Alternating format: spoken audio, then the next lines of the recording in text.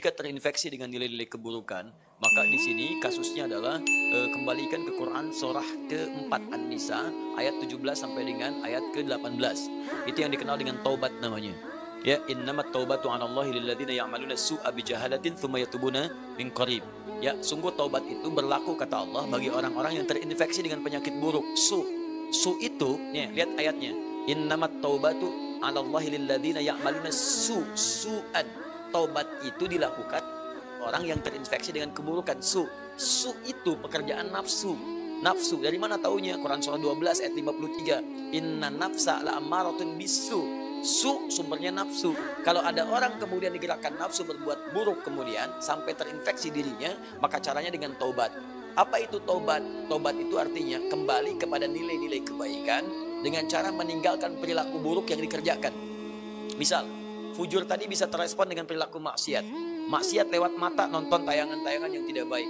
Saya punya kawan, dia alumni dari Kanada, di neuroscientific, di jurusan untuk saraf. Ya.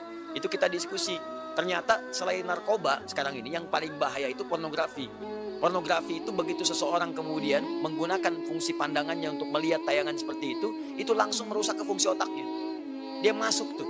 Menginfeksi, kadang-kadang candunya lebih besar daripada narkoba. Makanya orang kalau nggak pernah lihat, tiba-tiba melihat itu bayangannya tuh lama di bagian otaknya tuh. Kadang-kadang penasaran, padahal udah dipalingin kan, tadi apa sih, apa benar salah gitu ya.